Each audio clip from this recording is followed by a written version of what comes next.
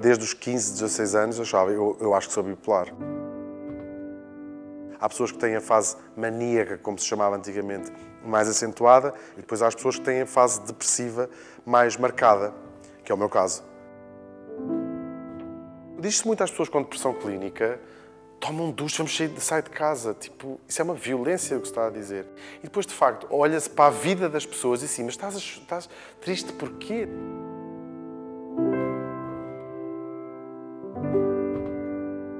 É preciso dizer que a idealização suicida está lá sempre e foi-se agravando. Ou seja, há uma fase, eu ainda estou em Amsterdão, onde penso nisso muito a sério, onde arranjo até um método muito clean e lembro-me de pensar, eu não posso fazer isto à minha mãe. E a última, antes de eu procurar ajuda, foi quando já nem isso me interessava nada. Fui a essa consulta e agora vai parecer aquele momento e a minha vida mudou. Isto de facto... Mas mudou de facto. Mudou.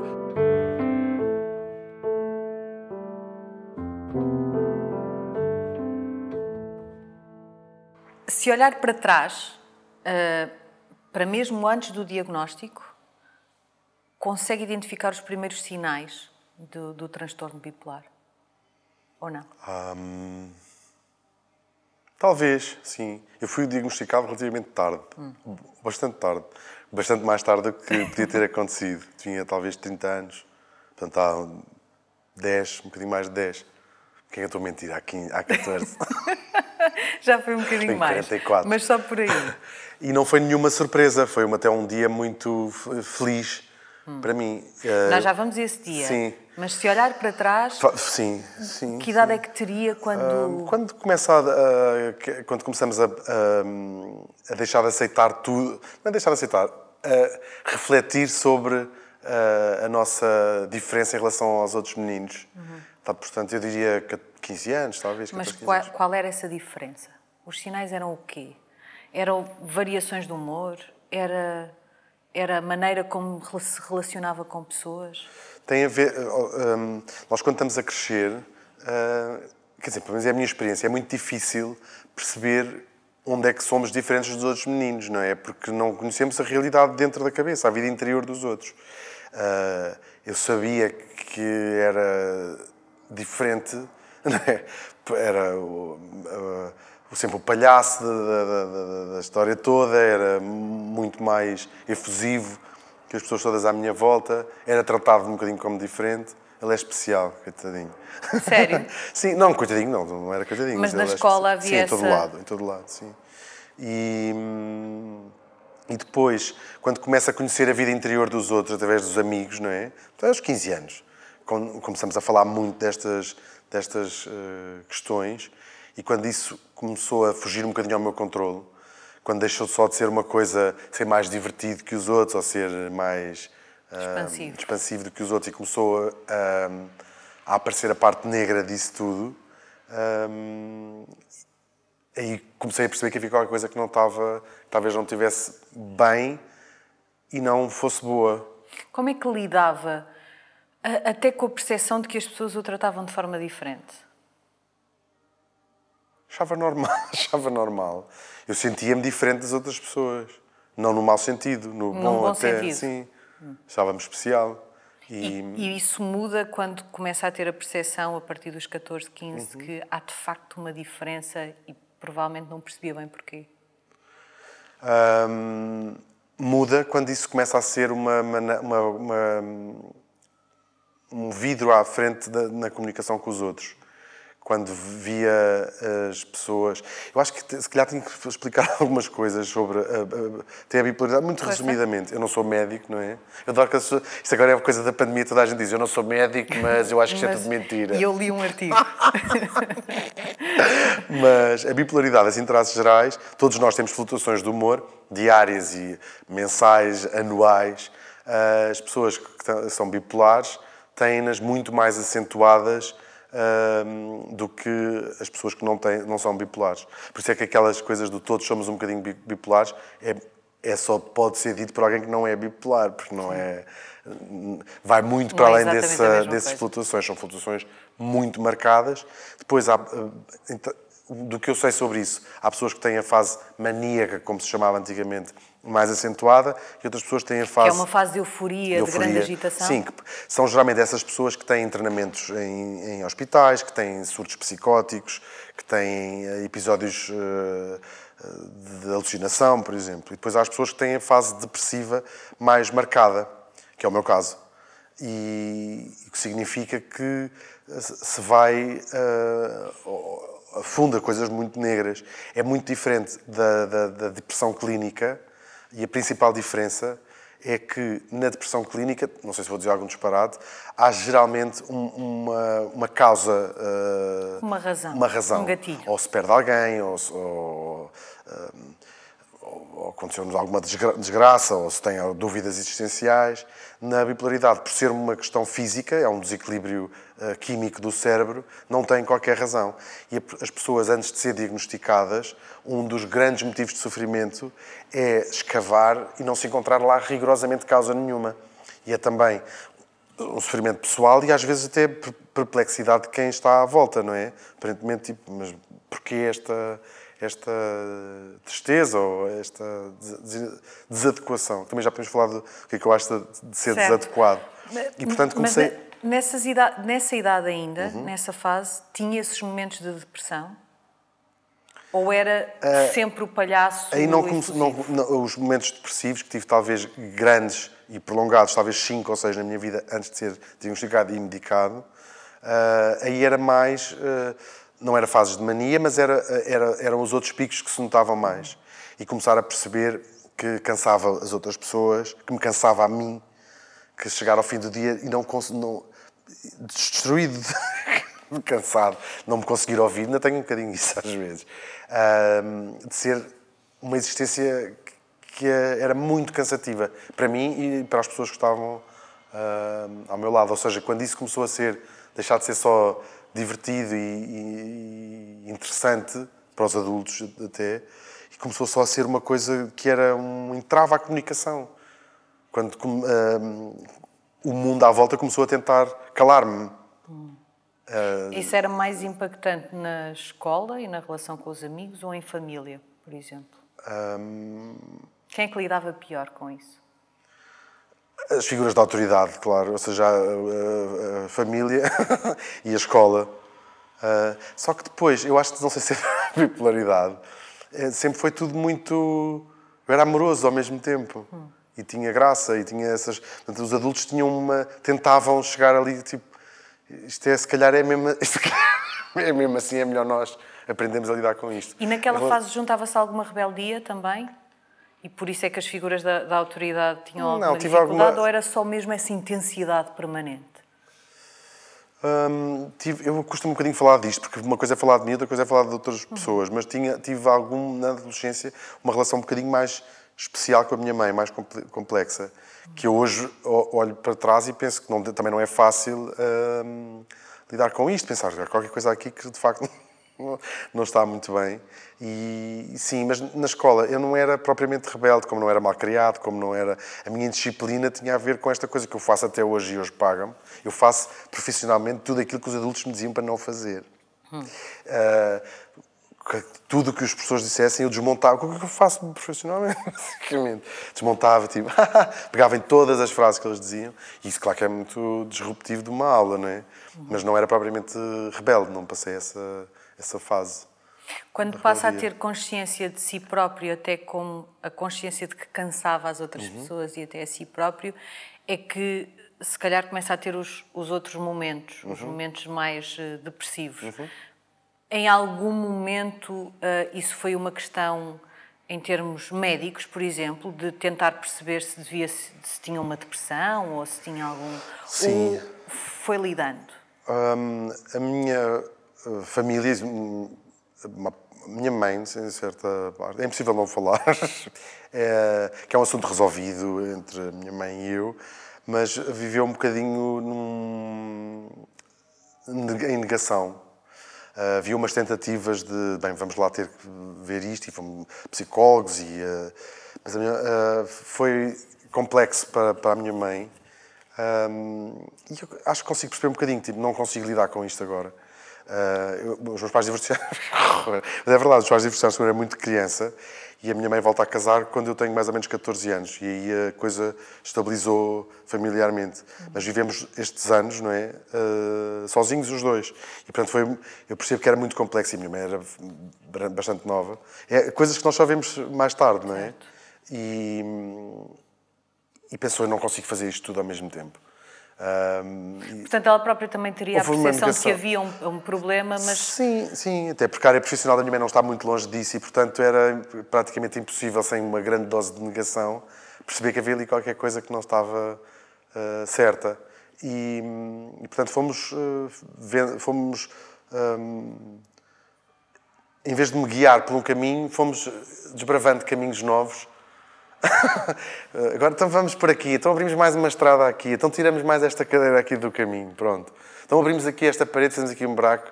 Queres passar antes por esta parede? Para então não vá, fazer aquele. na parede. Em vez de irmos dizer, não, se calhar tens que passar pela porta. E portanto fomos assim andando. Qual é que era a pergunta? Não, e vão andando... E portanto há umas tentativas, mas rapidamente estas conversas passaram a ser uma coisa mais com amigos. São amigos que me acompanham desde essa altura. E essas conversas com amigos, durante quanto tempo é que elas foram acontecendo antes de o levarem a procurar ajuda médica? Essas conversas com amigos, a minha pergunta é, na verdade, é quão concretas é que elas eram? Havia uma discussão de facto sobre... Sim. Isto é um problema de saúde mental? Havia e com o nome, sim. Eu, desde os 15, 16 anos, eu acho que sou bipolar. Mas tinha um nome para isto? Tinha. Porquê que tinha esse nome? Como é que chegou lá? Porque eu sempre me analiso muito e mesmo essas conversas com amigos eu era daquele género de pessoa que vamos analisar tudo. Tinha uma curiosidade enorme em perceber o mundo todo à minha volta. Então falava-me muito com amigos, com um grupo muito selecionado de pessoas, não era com todos os amigos. Claro.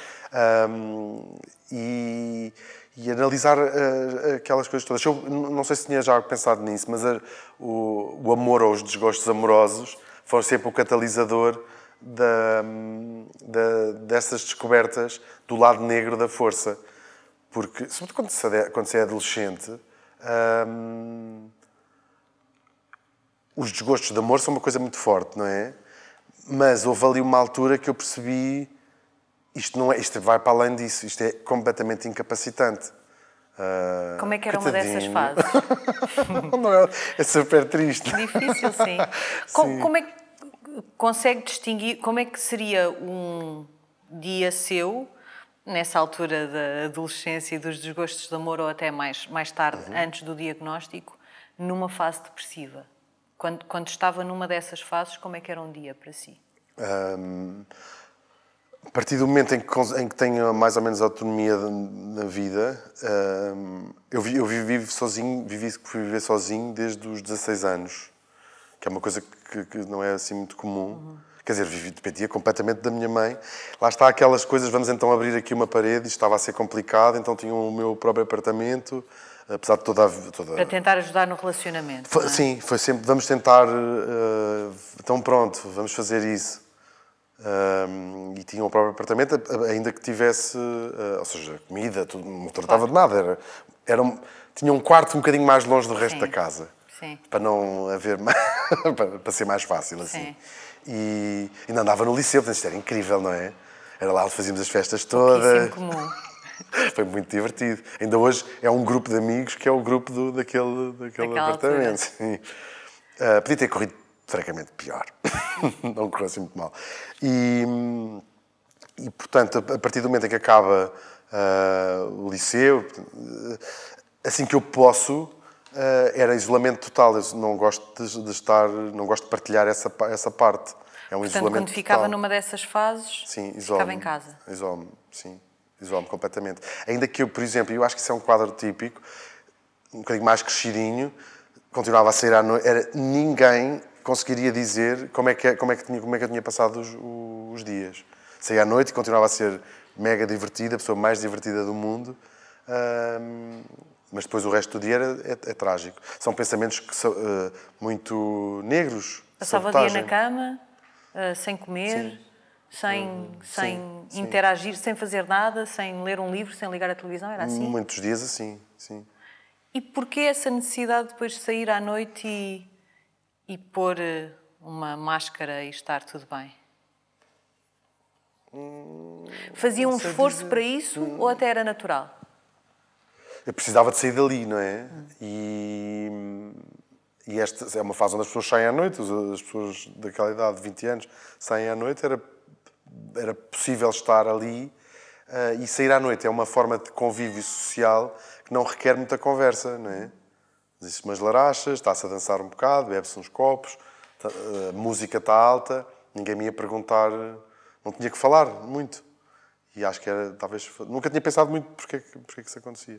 Nessa fase, falava com esses amigos com quem depois até chegou ao diagnóstico, antes do diagnóstico? Falava quando essa fase estava a decorrer ou só falava sobre isso depois? Depois.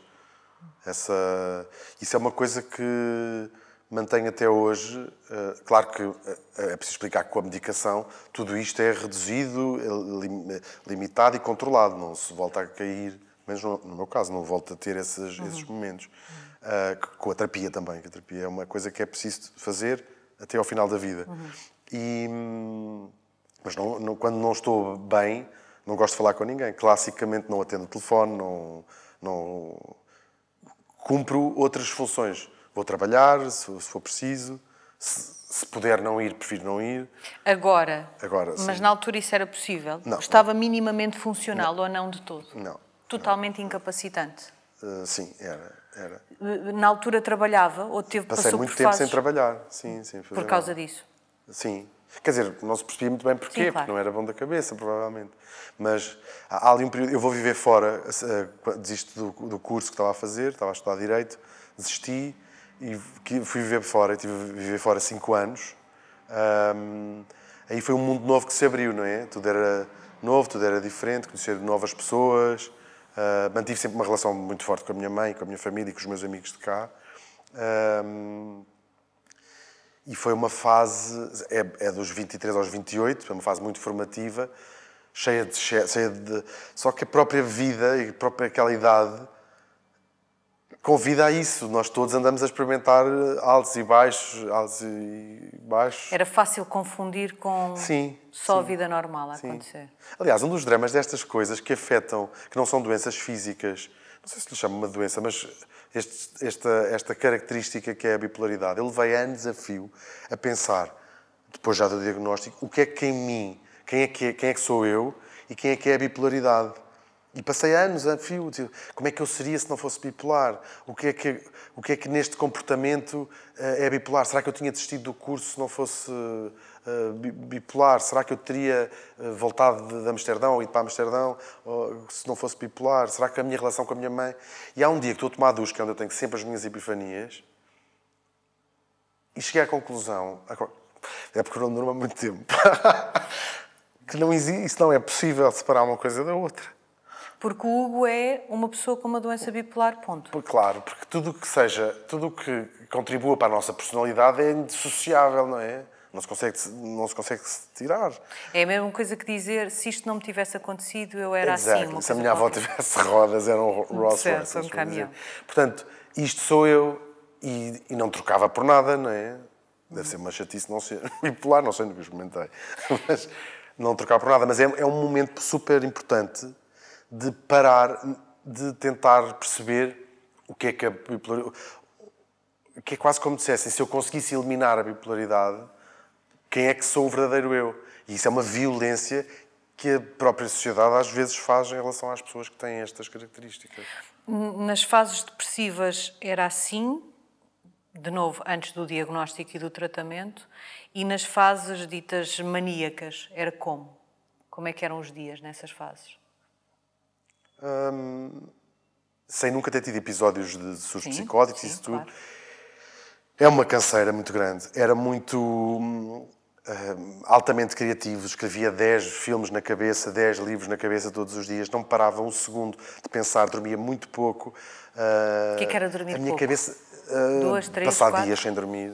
Dias sem Sim, dormir. passar dias sem dormir. Todos aqueles clássicos que se faz, gastar dinheiro em coisas absurdas, estar sempre a fazer coisas, estar sempre no meu caso, ter atividade criativa intelectualmente, que é outro romantiza-se muito a bipolaridade, porque se fala da Virginia Woolf, de Oscar Wilde, do Van Gogh. E de muitos criativos que tinham e claro, têm transtorno bipolar. Mas isso a bipolaridade não faz de ninguém gênio, nem é sempre canalizada para a criatividade. Há pessoas que limpam a casa toda de alto a baixo, ou pintam as paredes todas. Portanto, nem tudo é canalizado. Nunca lhe deu para isso? Não. Isso, graças a Deus. Era mais para a questão da criatividade e de ter sempre... Sim. Só que nunca conseguia fazer rigorosamente nada. Aliás, eu começo a minha vida profissional a sério das coisas que eu gosto de fazer aos 30 anos, depois de estar diagnosticado e depois de estar medicado. Que Porque não chegava ao fim das coisas? Não se chega ao fim de nada. Eu, às vezes, sente-se com a medicação, sou um bocadinho menos criativo, pensava eu. Limita-o um bocadinho. Só que consigo fazer coisas. Só que já tenho um bocadinho menos ideias, mas sento-me e elas aparecem feitas. E digo assim, se calhar tem graça pôr as coisas em prática. As coisas passaram a ter um princípio, um meio e um fim. E antes, naquelas fases, isso era impossível. Sim. E deixa de ser... Eu nem sei sequer se é importante as coisas serem concretizadas. Claro que eu estou a falar disto tudo de um lugar de imenso privilégio de poder ter tido esta experiência, não é? Tive 2 ou 3 anos sem trabalhar. A minha mãe ralhava-me, mas nunca passei fome, nunca vivi na rua. Como calculo que aconteça a quem não possa... ter essa experiência. Sem isso podia ter sido, de facto, uma fase muito mais dramática antes do diagnóstico. Claro. Se juntar, é muito comum nas pessoas que durante a fase, chamemos-lhe maníaca, apesar de não ser um termo clinicamente correto, fazem essas coisas do gastar o dinheiro todo, ou beberem muito, ter coisas que façam a vida dela descambar.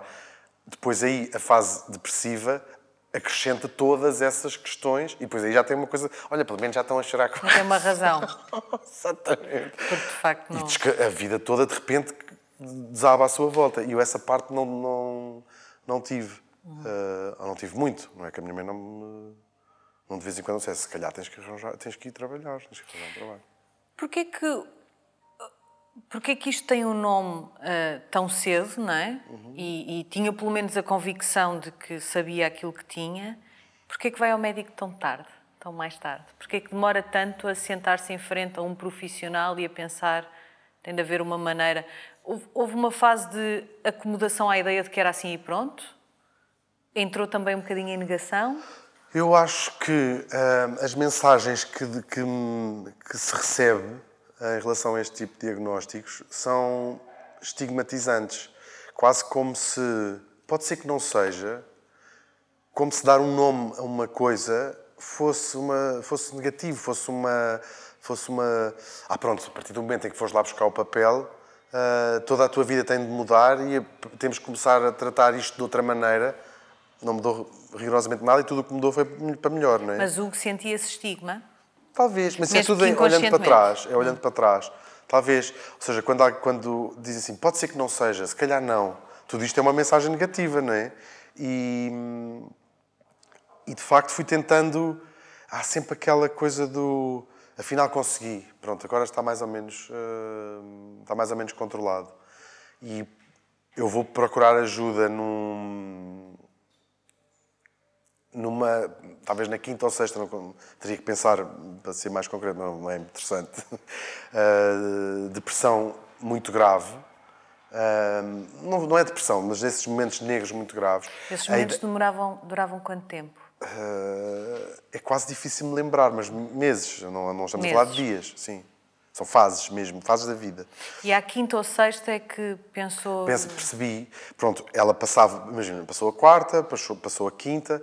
É preciso dizer que a idealização suicida está lá sempre. Tinha sempre nessas... Sempre. Eram realmente negras. Sim, mas a idealização suicida, não sei explicar isto. Eu vivo com ela desde... Eu acho que penso nisso todos os dias, só que quase me rio, não é? Sempre se eu disser assim, entreguei-me para entregar o artigo para o Observador, por exemplo, para o Tiago... vou-me matar. Mas é quase uma graça, não sei, isto é tão, faz tão parte da minha vida. Mas passa-lhe pela cabeça. Sim, é a primeira solução para todas as coisas. Mas nessas Não há fases era um leite para bocadinho tomar o mais cereal. presente? E foi-se agravando. Ou seja, há uma fase, eu ainda estou em Amsterdão, onde penso nisso muito a sério, onde arranjo até um método muito clean, e lembro-me de pensar, eu não posso fazer isto à minha mãe, não posso fazer isto à minha mãe. E na altura sentir que horror, nem isto posso fazer. Portanto, ainda foi um drama acrescido. Nunca chegou ao momento de tentar? Nunca tentei, não. Mas era uma coisa muito real, tipo... E foi horrível perceber, não posso fazer isto à minha mãe, não posso fazer isto à amiga X, um grupo muito pequeno de pessoas que iam ficar com a sua vida... Eram sempre os outros que... Sim, e a última, antes de eu procurar ajuda, foi quando já nem isso me interessava nada. Pensei, a minha mãe que lide com isso, não quer saber disso para nada, a minha amiga X lide com isso, isto é a minha vida, não consigo, não quero mais. Eu acho que o que me salvou nessa altura foi a enorme curiosidade que eu tenho em ver o que é que eu consigo fazer com as cartas que me foram dadas. Só que há um dia onde eu penso, eu tenho que ir tratar disto agora, porque tenho 30 anos, a própria força física de aguentar isto vai-se gastando. E eu pensei, eu não vou aguentar isto outra vez aos 40, se eu não tratar isto aos 50, vou morrer, não vou aguentar. A percepção de que haveria um momento em que Sim. já não contava à mãe, já não contava aos amigos, já não contava uma série de coisas. Já não era, sim. Já era pacífico. Nunca fiz nenhuma experiência, nunca me tentei, mas sentia aquele vulcão que nós sentimos de fazer qualquer coisa, e que quase me levantei do sítio onde estava sentado assim uma data de vezes e pensei, uau, isto agora não está fácil. E há um dia, de facto, que me encontro com a minha mãe para irmos tomar um pequeno almoço e a minha mãe pergunta, está tudo bem? E a minha resposta sempre foi, tá. Naquele dia resolvi dizer não. E pronto, foi quando tudo começou o meu tratamento. Nessa altura estava numa dessas fases depressivas. Sim. E conseguiu verbalizar que não Sim, estava bem. foi a primeira vez que pensei, eu preciso de ajuda. E devo dizer que nesse dia, à tarde, a minha mãe tratou de tudo. Sim. Marca uma consulta. Do catering, das flores, estava Preparou tudo as coisas impecável. todas para a primeira consulta. Não, sim, marcou uma consulta numa terapeuta que me acompanha até hoje e num psiquiatra péssimo que me ia matando ainda mais. Sim. Qual é a primeira consulta que tem? Com a terapeuta ou com o psiquiatra? Foi com a terapeuta, sim. Lembra-se desse dia? Lembro-me perfeitamente. Como é que foi? Eu lembro-me de chegar... Eu tinha ido ao psicólogo em mais miúdo e nunca tinha feito terapia. E, portanto, eu cheguei um farrapo humano e a minha terapeuta, que é uma mulher incrível e super inteligente, e o que é fundamental na terapia é a relação que se estabelece com o terapeuta, mais do que outra coisa qualquer. Claro que a competência profissional é importante. Funcionou logo. Porque eu disse, eu não sei sequer para onde é que é de começar. Porque muitas pessoas têm resistência a ir à terapia, um bocado também por isso, que pensam, o que é que eu vou não dizer? sei para onde é que é de começar, não sei o que é de dizer. E um bom terapeuta, ou uma boa terapeuta, explica que vai essa própria pessoa guiar. E, portanto, na primeira consulta de uma pessoa que está um farrapo, não é? Foi uma coisa muito... quase aqueles primeiros 5 minutos quando se vai ao cabeleireiro, não é? Então vamos cortar aqui, e foi mais ou menos isso que ela fez. Eu acho, e em conversas, um terapeuta não é um médico, portanto ela tem muito cuidado ao falar da bipolaridade e do diagnóstico, porque não é médica. Mas falam logo nessa primeira consulta? Falámos, e foi ela que identificou... Não falámos, não. Aliás, ela foi percebendo que eu estava a ter um diagnóstico errado no psiquiatra que me estava a seguir e com muito cuidado disse, eu aconselho a procurar um outro psiquiatra. Então, nessa primeira consulta com a terapeuta não há nomes, não é? Não. Há e há um catalisador incrível. No final, ela disse, bom, então para a semana voltamos a ter outra sessão. E eu disse, não, para a semana não, eu tenho que voltar amanhã. E ela? Espera, deixa eu fazer uma pausa. Estou-me a lembrar dessas coisas. Não acontece nada a chorar.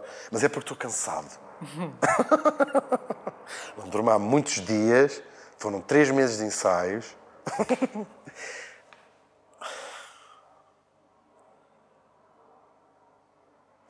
Desculpem. Não tem problema nenhum. Ainda não vou conseguir contar. É muito simples a história. Bom, e ela diz-me assim, não... Eu estou aqui para si uma vez por semana. E aquilo foi... Desculpem outra vez. Isto não tem importância nenhuma. E foi... Aquilo foi perceber porque... Mas ficou zangado na altura? Não, percebi. Ela percebeu-me. E se calhar eu precisava de alguém que me dissesse: não, chega... vamos Agora há aqui tratar alguém disto, a mandar. mas quem manda aqui sou eu, assim.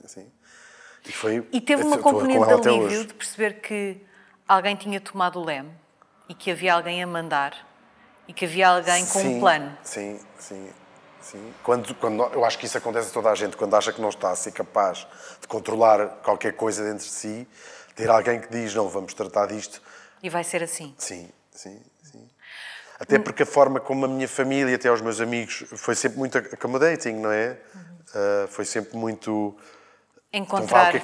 Sim, foi sempre seguir aquele caminho, que é uma forma ótima também, não é? Não houve violência ou exclusão nessas coisas horríveis que acontecem a tantas pessoas. Mas foi muito importante ouvir aquele não naquela altura. Antes da segunda consulta vai ao psiquiatra ou o psiquiatra vem muito mais tarde? Foi tudo simultâneo. Foi tudo na mesma altura. Quando vai ao psiquiatra, há logo uma conversa sobre diagnóstico? Aquele psiquiatra era uma besta que um dia eu hei de refletir, e já conheço mais histórias com esse homem. Eu acho que devia ser denunciado. Eu não tenho pachorra para ter essa guerra. Mas fez uma consulta de 5 minutos, onde eu estava a tentar falar. E ele disse: você está com uma depressão muito profunda. E medicou-me com pai 8 remédios diferentes, porque por cima, há certas coisas que têm que se tomar depois de uma data de outras coisas. Então eu vivi, ainda tive talvez 6 meses até a minha terapeuta me dizer que eu tinha de procurar outro. E tomou esses medicamentos? Tomei tudo, sim. Portanto, vive-se como um zombie. É muito grave de medicar um doente bipolar com antidepressivos. E é com estabilizadores do humor, é com outras drogas que se trata. E o Hugo, que achava que sabia o que tinha, em nenhum momento diz ao psiquiatra: eu acho que eu não tenho isso, eu acho que tenho... Sim, ele disse: não tem nada, onde é que foi buscar isso? Não... Mas eram consultas muito rápidas. Okay. E eu pensei: este homem precisa de me ouvir. E há um dia que eu disse assim: olha, eu vou-me matar. Ele ficou assim parado e disse assim: vai-se matar como? E eu disse: olha, vou-me matar com os remédios todos que me receitou. Porque já é isso que está a acontecer, no fundo. Tipo, ouve-me. E ele ficou assim um bocado apanhado e disse assim: está aí com alguém fora? Disse: sim, está ali o meu padrasto. Não se importa de chamá-lo? Disse: não. E o meu padrasto é uma pessoa incrível. E ele disse: se calhar agora é melhor ele não ficar sozinho durante os próximos dias. Até para eu não perder a carteira profissional, deve ter provavelmente pensado. E ele depois conta esta história na terapia, nessa tarde. Ela disse: não, olha, eu vou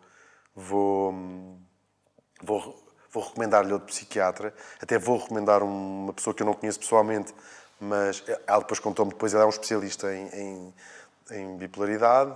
Fui a essa consulta. E agora vai passar aquele momento e a minha vida mudou. Isto de facto... Mas mudou de facto. Mudou. E então, foi uma consulta que não teve rigorosamente nada a ver com a outra. Foi uma consulta que durou mais de 2 horas, onde estivemos à conversa. Era um daqueles psiquiatras que fazia terapia por deformação profissional, por ter percebido que... Sim, porque é a especialidade dele. E o que tem graça, eu só soube isto tudo depois. A minha terapeuta quis-lhe falar um bocadinho de mim e dizer: eu desconfio que... Passar o dossiê. Sim, e ele disse: eu não quero ouvir rigorosamente nada sobre ele. E então foi um dos momentos mais importantes da minha vida, porque ele faz às tantas, para além da conversa toda, fez uma espécie de checklist gigantesco do já sentiu isto, já sentiu aquilo, sente isto, sente aquilo. E eu, que também não sou propriamente burro, nós percebemos que estamos a ser alvos de um checklist. E percebemos que estamos a dar as respostas todas certas ou erradas, conforme se considera, não é? E aquilo que podia ser uma coisa horrível foi uma coisa altamente libertadora. Alívio? Mais uma. Sim, também. Eu 100 perguntas. Sim, também. Porque finalmente alguém tinha percebido. Claro. E no fim, foi uma experiência ótima. Foi mesmo ótimo. Tipo, é quase, vamos passar agora para a fase seguinte. Como é que isto se faz? Como é que isto se... Não é trata, mas é como é que isto se... Porque foi isso que ele disse. Tipo, mas isto é completamente... Tem que ser acompanhado, tomar uma medicação para o resto da sua vida, tem de fazer terapia para o resto da vida. Não sei se ele disse para o resto da vida, parece uma coisa mais dramática. E conseguimos controlar isto Isso não lhe deu alguma revolta? Apesar do alívio de sentir que já havia alguém ao comando do LEM, já havia um plano, já estava diagnosticado, a ideia de porque é que eu tenho de lidar com isto para o resto da minha vida? Não lhe deu alguma revolta? Não. Não. Como é que eu ia te explicar? Eu tenho a noção que aquilo que falávamos, ou seja, que a bipolaridade fez, é o que me faz ser diferente das outras pessoas, eventualmente especial, não mais especial do que ninguém, diferente. E eu, como volto a dizer, não trocava isso por nada, portanto tem esta parte. Mas Chata que tenho que tomar uns remédios. Mas aprendeu a fazer esse caminho. Na altura já era assim, já tinha essa ideia de ainda bem que eu sou assim, isto não é necessariamente mau. Consigo controlar as partes menos positivas dessa coisa. Mas eu não sei, eu faço anos na véspera de Natal e as pessoas dizem sempre que chatice, só recebes um presente. Nem sequer isso é verdade. Eu adoro fazer anos na véspera de Natal, é o dia mais especial do ano. Adoro. E mesmo, eu nunca fiz anos no outro dia. Portanto, eu não sei como é que é, quão especial é fazer anos dia 3 de Abril, mas não deve ser muito. Não sei se alguém faz anos aqui. Portanto, mesmo que eu recebesse só um presente, mesmo que durante uma data de tempo não tinha jantado anos com os meus amigos, e o jantar de anos é sempre o jantar da consoada, e só uma vez é que foi a lampreia de ovos, o meu bolo de anos, e eu disse à minha mãe, isto nunca mais voltar a acontecer. Mas não teve Há tempo. limites. E fazem uns bolos sempre ótimos, dá sempre umas coisas ótimas. Mas era o seu dia de anos e pronto. Eu não trocava por nada fazer anos num dia que está toda a gente em festa. Eu acho maravilhoso fazer anos na véspera de Natal, acho mesmo. E a perspectiva Portanto, eu não sei mesma... como é que as outras pessoas são dentro da cabeça. Mas se isto é o preço a pagar por viver dentro desta cabeça que eu gosto mesmo de viver cá dentro. Nunca resistiu a... É nesse momento que começa a fazer... Já vamos voltar à questão da terapia, mas começa a fazer um tratamento mais ajustado àquilo que, ao diagnóstico correto. Em nenhum momento resistiu à medicação, que é uma coisa que às vezes acontece na questão da saúde mental, uma resistência ao medicamento. Sim, houve uma fase já faz quase 10, vamos dizer 10 anos. Houve uma fase que deixei de tomar. Porquê? Foi muito curto, foi uma fase muito curta.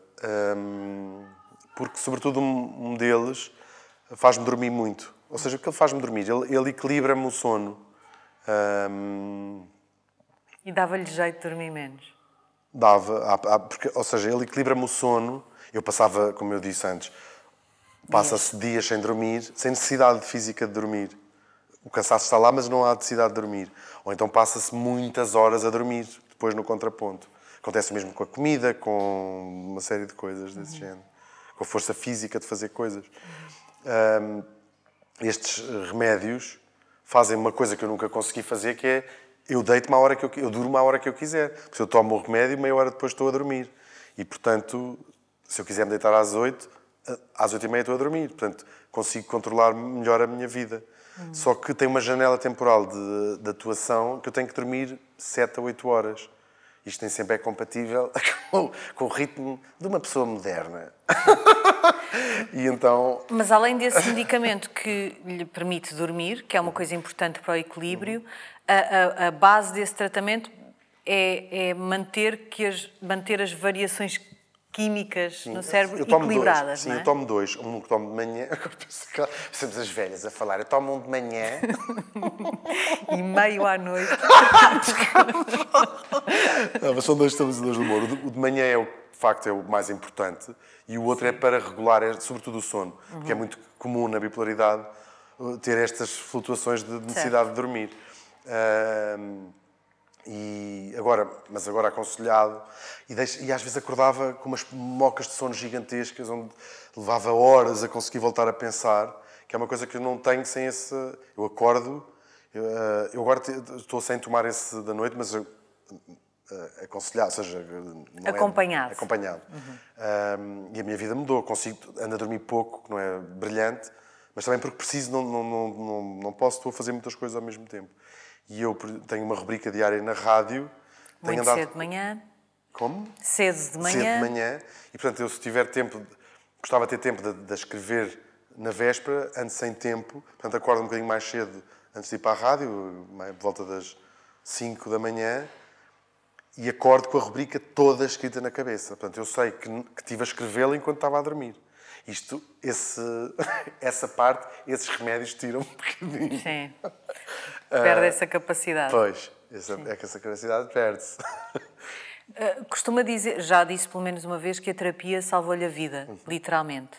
Foi porque desapareceram as ideações suicidas e essas fases se atenuaram e atribui isso à terapia? Atribuo à terapia e à minha terapeuta em particular. À terapia em geral e à minha terapeuta em particular. Quero-lhe mandar um grande beijinho, se ela estiver a ouvir, e vai ouvir de certeza. Não desapareceram e nada disso desaparece. Okay. Não desapareceu totalmente? Não. Aprende-se a lidar com isso. E talvez o maior tesouro que a minha terapeuta me deu foi... um dia ela dá-me como exercício, como trabalho de casa, eu conseguir identificar um momento em que sei que já fui para o lado negro da força. Em que há um desequilíbrio. Sim, em que já fui.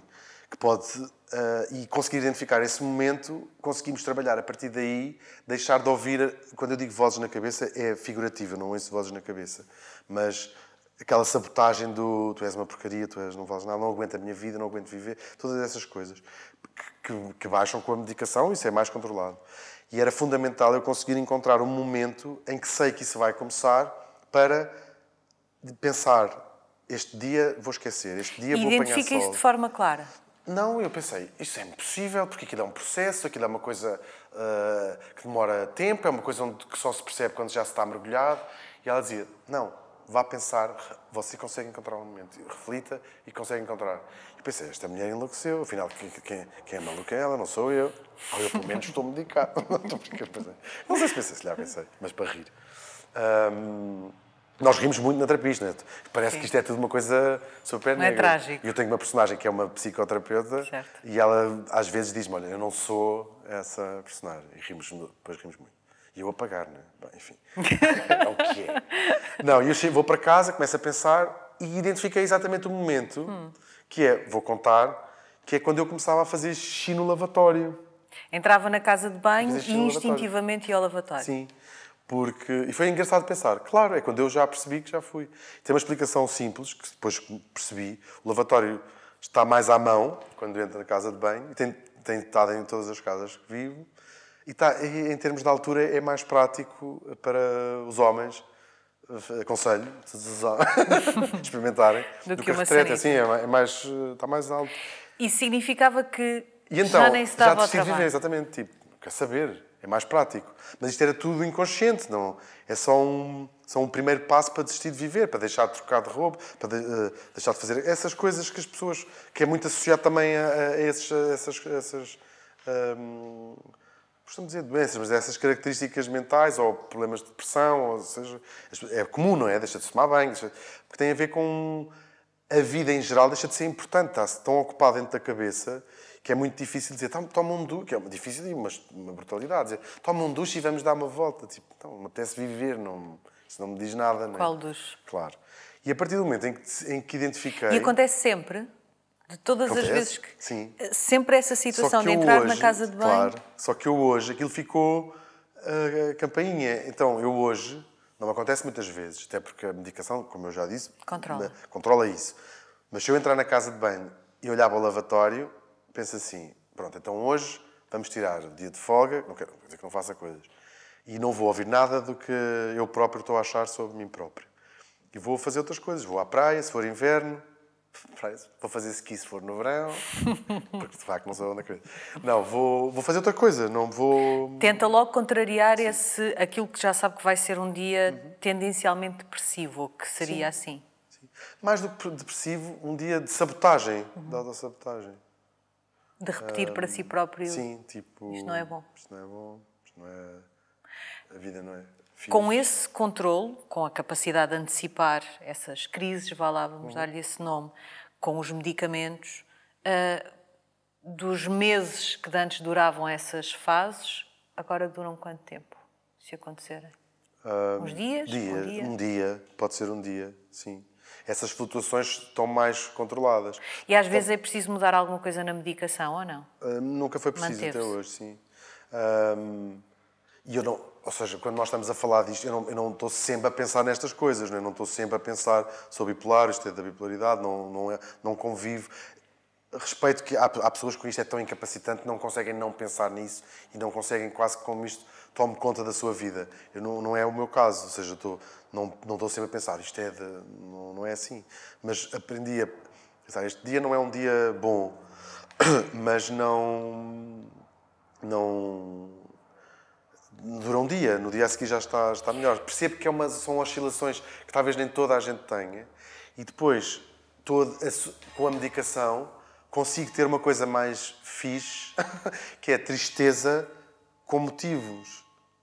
E, portanto, ainda como sou uma pessoa, fico triste com coisas, tenho tristezas Mas é bom saborear essa tristeza sem ser um desequilíbrio químico no cérebro. Consegue tocar as várias emoções de um dia-a-dia normal sem ser... Sem ser ou avassalador ou ser completamente absurdo, sem razão. E ao contrário de antes de ter um diagnóstico e de ter um tratamento, deixou de ser incapacitante. Ou seja, consegue manter-se funcional, trabalhar, lutar contra isso, mas ainda assim funcionar. E depois as coisas completam-se, fazem uma parte da outra, porque a minha terapeuta dizia sempre era ótimo que você tivesse, ou seja, uma vida mais regular, levantasse sempre à mesma hora. Para um bipolar isso é importante. E eu não tinha. E, portanto, a partir do momento em que comecei a fazer coisas, também a minha vida começou-se a organizar mais. É engraçado. Tenho horários, a minha vida tem horários. É engraçado como pensar. Foi preciso estar equilibrado para a vida se equilibrar, porque a vida não ia trazer-me nada de volta. E isto leva-me a uma conclusão, que eu falava há pouco da inadaptação, e volto a dizer, falo de um lugar de privilégio de poder não ter sentido isso de uma forma muito dramática, com consequências graves. Grande parte da inadequação e do sofrimento deste tipo de características das pessoas, ou de doenças, quando são mais incapacitantes, é a parte negra que está dentro das pessoas e tudo à volta as faz sentir incapazes. Porquê é que uma pessoa bipolar que não consegue levantar-se da cama antes das 3 da tarde isso é incapacitante? Porque o mundo não está preparado para aceitar pessoas que acordam às 3 da tarde. Não é porque isso não faz dessa pessoa menos válida, rigorosamente mais nada.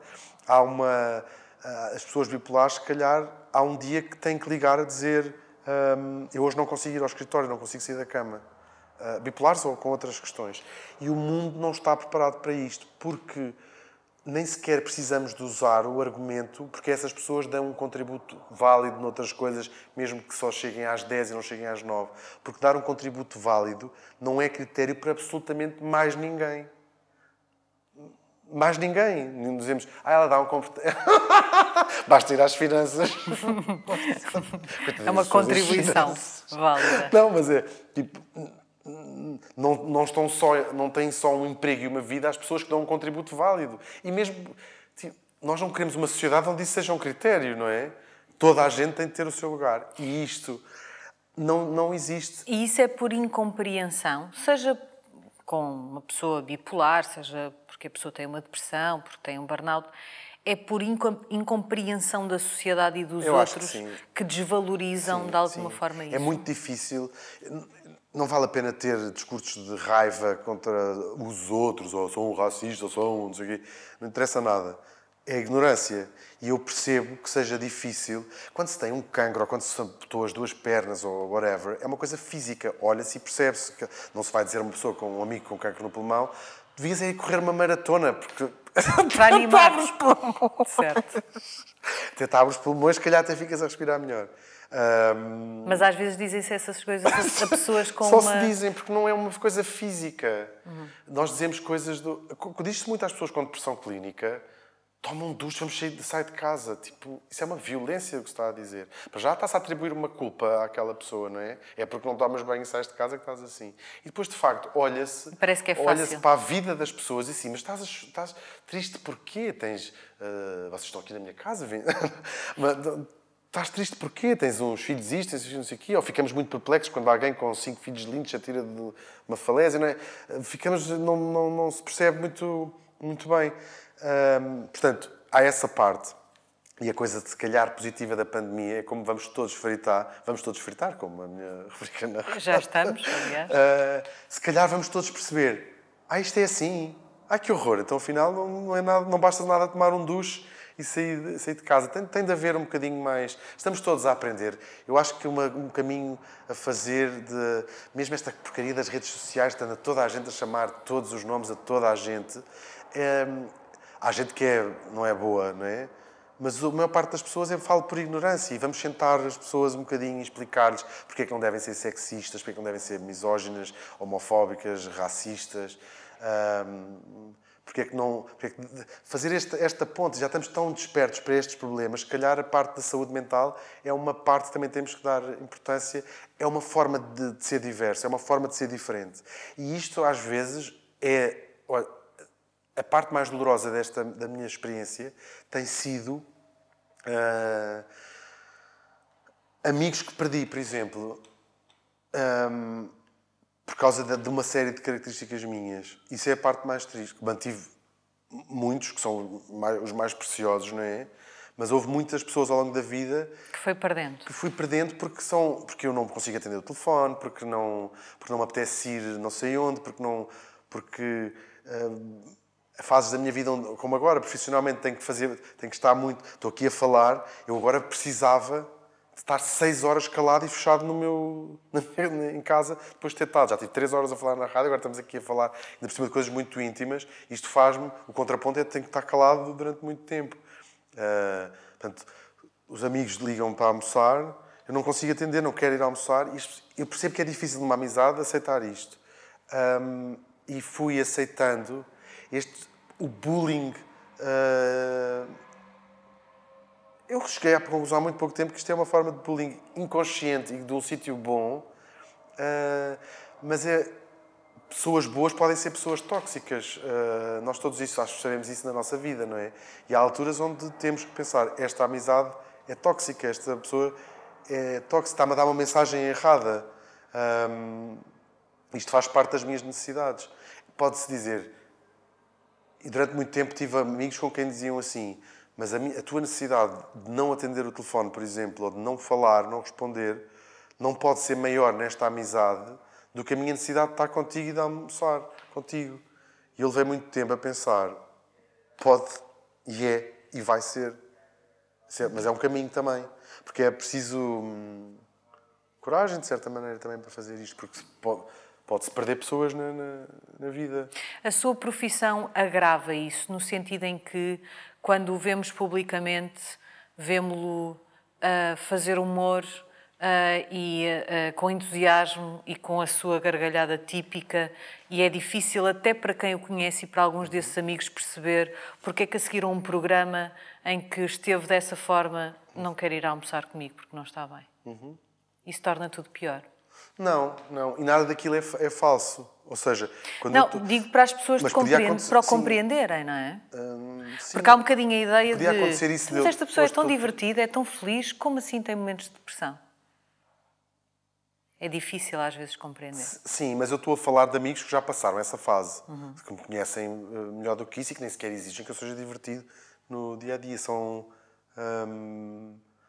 Eu acho que tem um bocadinho a ver com falta de fazer essa ponte, de perceber as características de alguém e o meu pecado daquilo que eu dizia há pouco, de eu não ter transformado isto numa característica identitária externa.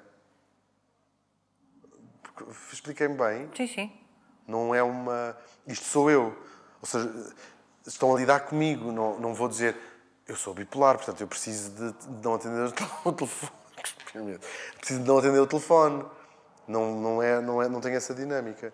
E quando às vezes chego a dizer isto numa tentativa do vamos lá falar do que está aqui, também não gosto muito de o fazer.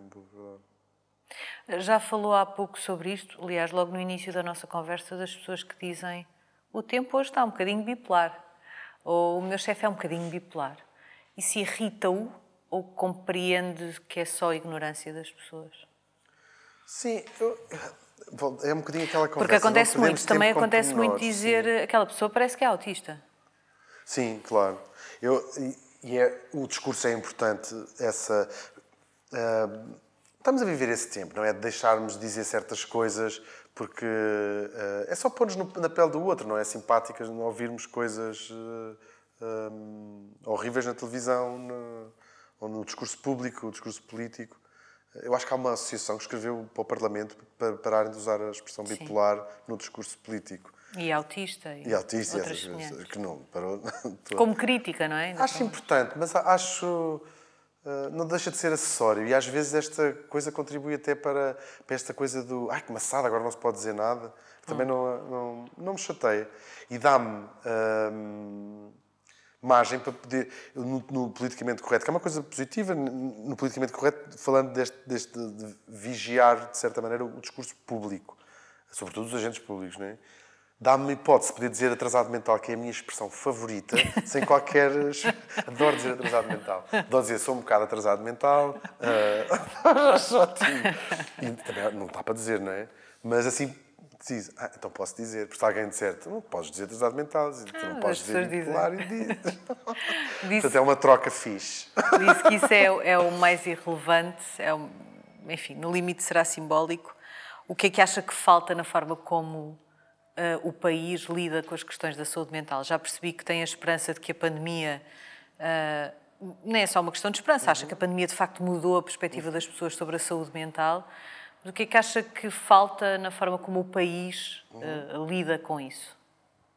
Que não será só uma questão de percepção. Em parte o país, em termos o governo, o Estado, sim, isso é fundamental, dar-se mais valor à saúde mental. E como eu dizia há bocado, na bipolaridade, por exemplo, estamos a falar de uma doença que... Eu não sei se os números são gerais, vou dar... O que eu digo, se calhar, não é muito exato, mas pelo menos para uns 30% das pessoas não conseguem ter uma vida dita normal, funcional. Ter um trabalho, ter relações próximas. Lá está, por causa daquilo que nós há pouco dizíamos, não é? Porque não conseguem arranjar trabalhos, ou porque não conseguiram, por exemplo, acabar a escola com sucesso, ou fazer um curso superior, whatever, por muitas razões. E um dos tratamentos, ou se quisermos, maneiras de aliviar, de controlar a bipolaridade, é, para além da medicação, que é gratuita em Portugal, a terapia, para sempre. Pelo menos uma vez por semana. A terapia não é gratuita? De todo. Só uma pessoa rica é que consegue fazer isto. Rica. Nem a classe média, se calhar, aguenta fazer isto. Uma pessoa com um ordenado de, como é que é, 3.800 euros, que é o ordenado base de um jovem. Noutras contas. Sorry. Isso seria impossível, não é? Portanto, é muito difícil. Logo à partida há um entrave para um tratamento sério das pessoas. Isto tem que ser à partida, perceber isto. Há doenças como a esquizofrenia, por exemplo, não sei qual é que é o número é uma doença altamente incapacitante. Eu não sei se não é incapacitante a 100%, ou seja, se toda a gente que tem esquizofrenia não passa por um período da vida. Acho que é mesmo. Lá está, não somos médicos, nem epidemiologistas. Certo. mas portanto, isto tem que ser tratado. E a incidência de suicídios nas pessoas com este tipo de condições é gigantesca. Entre os jovens, entre os adolescentes. Enfim, é tudo péssimo. Portanto, isto tem de ser tratado obrigatoriamente pelo Estado e depois nós todos lidarmos com mais amor. Mas eu acho que mais amor e mais compreensão é a chave para tudo. É o mínimo, não é? Sim, para aceitarmos a diferença, porque todos nós somos diferentes. Eu às vezes penso tanto aquela coisa dos refugiados e do discurso populista contra os refugiados, que é uma coisa que eu fico a pensar, como é que isto é possível?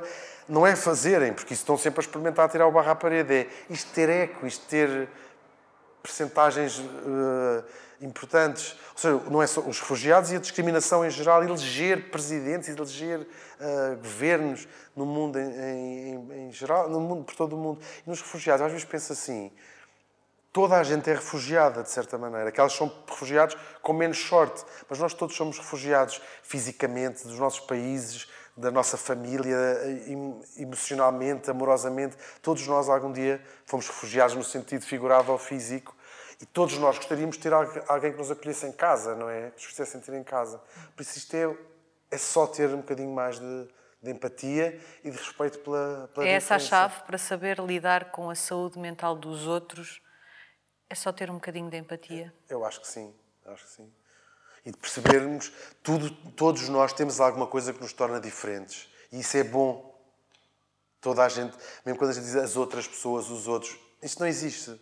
Cada pessoa, isoladamente, tem qualquer coisa que sabe que a torna diferente. É só pensarmos o que é que será que nos faz diferente. Se calhar em mim é isto, se calhar até nem é.